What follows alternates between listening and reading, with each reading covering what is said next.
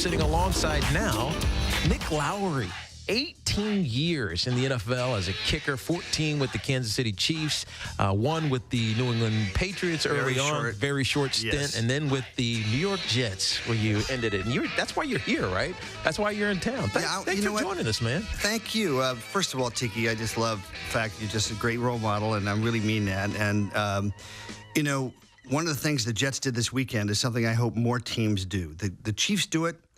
The Jets do it really well, which is honoring the former players, making them feel like all those lessons and experiences mean something, those relationships. I'm up, I was telling you, till almost 4 a.m. with That's what happens when old heads get together. They stay up all day. Almost start tackling each other, and I'm trying to get in between him and Damian Robinson. But, that fills up a void that's created. I'm not sure how you felt, but when I finished playing, and we both did a lot to prepare for that, it's still never easy. No, it's not. Did you go out to practice at all? Did you see any of the any of the guys out on the field? We had this time around Saturday night. We had Rutgers Stadium, and I'd say about 15,000, 18,000 people in the stands. They introduced us on the field, and they forgot poor old Mark Gastineau.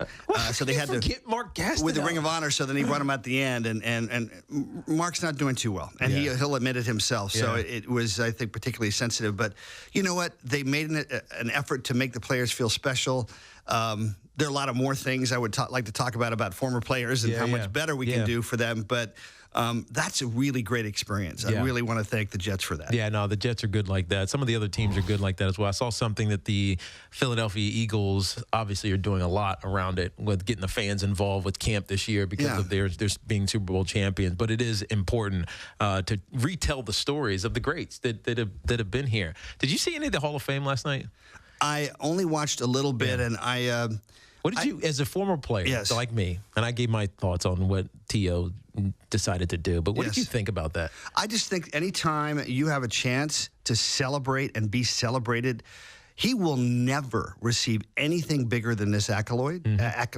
And for him to turn it into, or find a way to turn it into something negative, it's going to haunt him the rest of his life. I don't care how vivid it is. Maybe it's a sort of Trumpian thing where you create noise there just because it's perpetuating a spotlight on you in any way possible. But isn't it so him? It's sad, though. I mean, have you met him? Just briefly. Yeah, so he's like, this is so him. It'd be unexpected, or it would be expected he would do something like this. And if he was just normal, then it would be unexpected, right? Why is it the wide receivers? I mean, like a running back. Would a running back do that? Running backs, you know why? Because we got beat up. Wide receivers didn't get beat up. There's a natural, humbling experience of getting your rear end hit every time you carry the ball. That's exactly right. It's why hockey players are all mostly humble, because and they're Canadian too. All that too. But I mean, you get hit a couple times, or you show out a couple of times, and people are going to come after you. But to his point about the flawed process of the Hall of Fame, do you think he's right? Do you think there's just too much emphasis put on narratives and things that don't necessarily matter? Well, as a kicker, given that the only other kickers in the game that have been in the Hall of Fame are recently last year, Morton Anderson and Jan Stenerud, who I was very honored to compete against and beat out, and he played 6 more years. You watch it, and frankly, when you've got only 40 people voting, it becomes very turf-oriented. There's a lot of horse trading that goes on because the voters are put in a tough position. If you had 500 voters, you'd think initially maybe that makes it more political, but I think actually it would take a little bit of that away.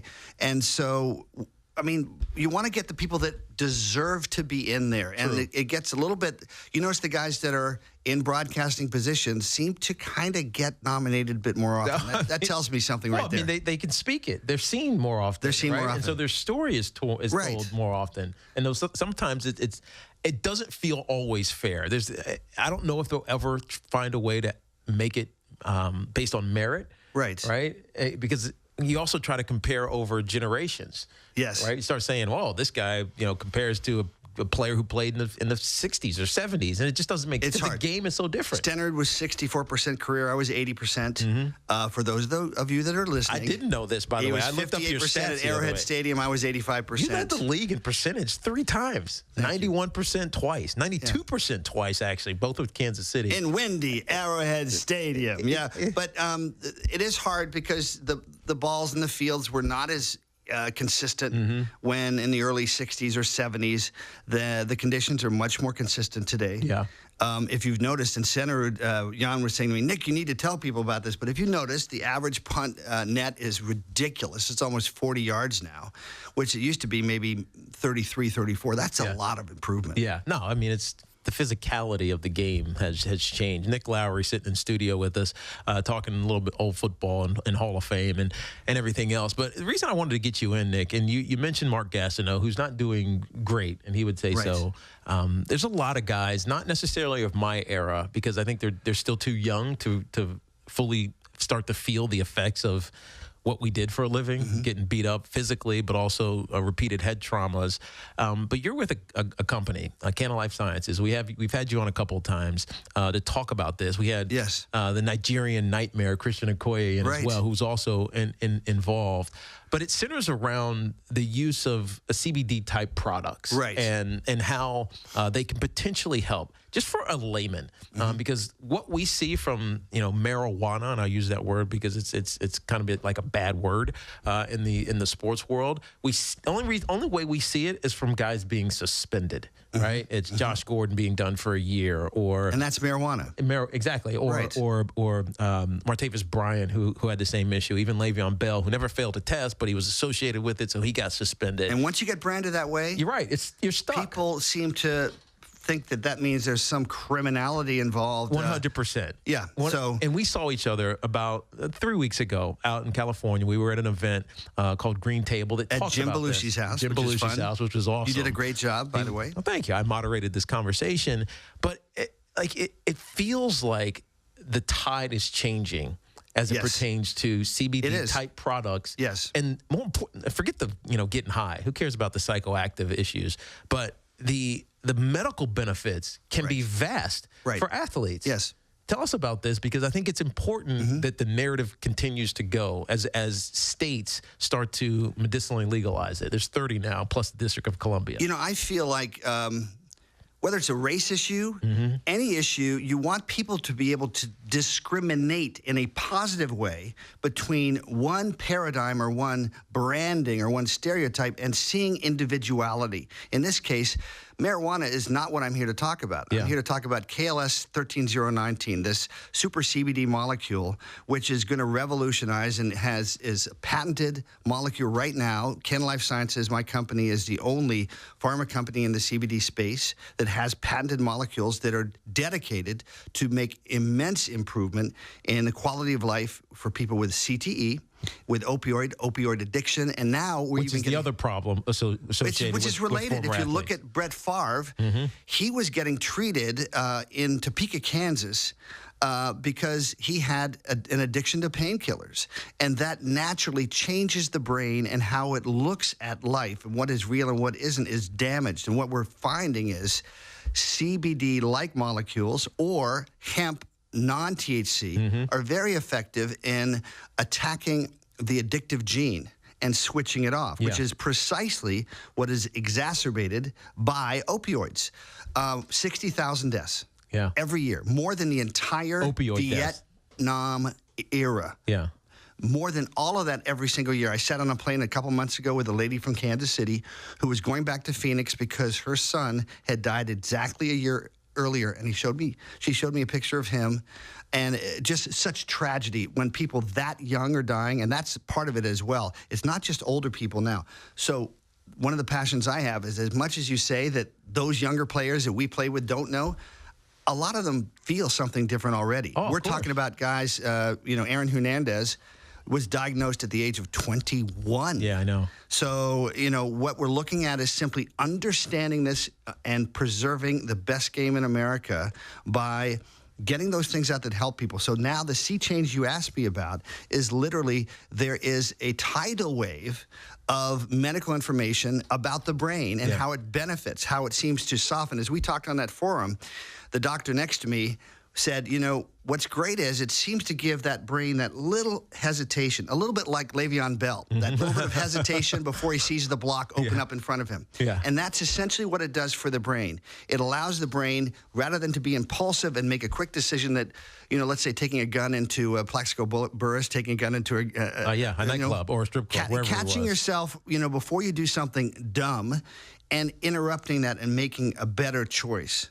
So that is something that all of our kids, we want to make better choices. All of us want to. Well, Nick, here's what I was struck by, because we had one panel, but there was another panel of mostly retired athletes. Al Harrington was on it. Too. Yeah, and Lee Steinberg was on it, who's an agent of the Stars, Johnny Manziel's agent. He told me about this potential trade. He was like, speaking of CBDs rather than marijuana. Yeah, exactly. And better choices. Tell me about it. But, I mean, on the panel before ours, there was a lot of former athletes who basically were saying that they were self-medicating, right? The reason that they were, smoking marijuana is because they needed a way to come down.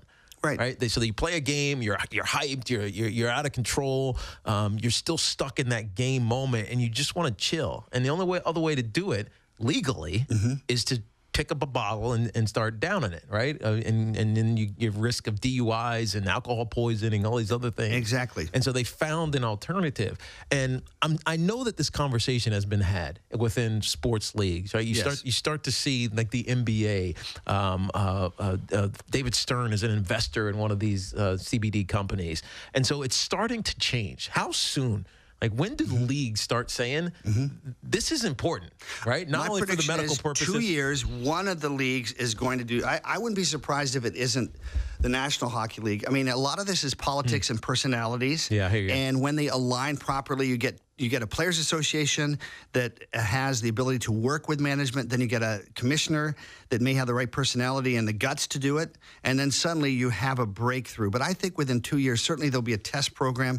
And we're already working with former players to build up and take something from the anecdotal level of 5 and 10 and 20, like my buddy Christian Correa. I'm the one that introduced him to our people. And from day one, as he may have said, from day one, everybody, he's been off his Ambien, which is what may well have killed Junior Seau, and all his pain meds, now for coming on 6 months.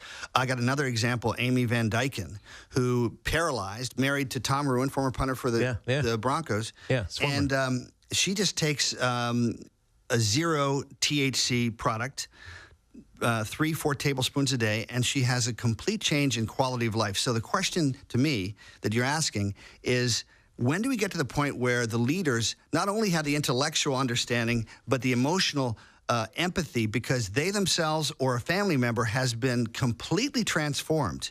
A father that has Alzheimer's, a daughter that has diabetes or neuropathy, a son that has autism, and suddenly they can't think about it any other way. Yeah. That's what's happening in Congress now. Is there's so many people now that personally they can't ignore the overwhelming because science. it touches them. So our job here is just to let people know. I mean, I think people know that Tiki Barber is a pretty of sound mind, and we aren't going to say things that don't have a real scientific basis. I worked in the White House Drug Abuse Policy Office 30 years ago, and all we ever heard about was THC. This is non-THC, non-high.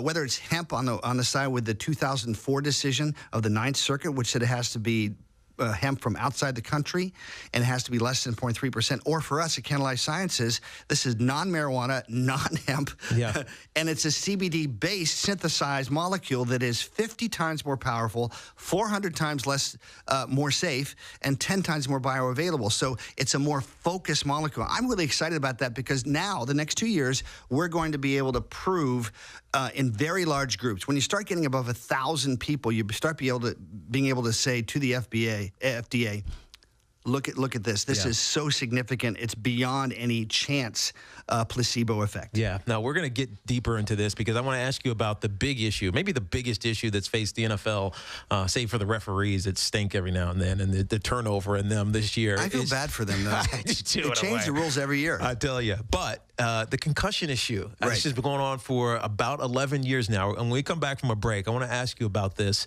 whether or not the NFL is at a crisis point as it pertains to the concussion issue, and if marijuana, as much as they want to vilify it and suspend guys, can actually be the solution. Tiki and Tierney, CBS Sports Radio. We'll be back after a quick break.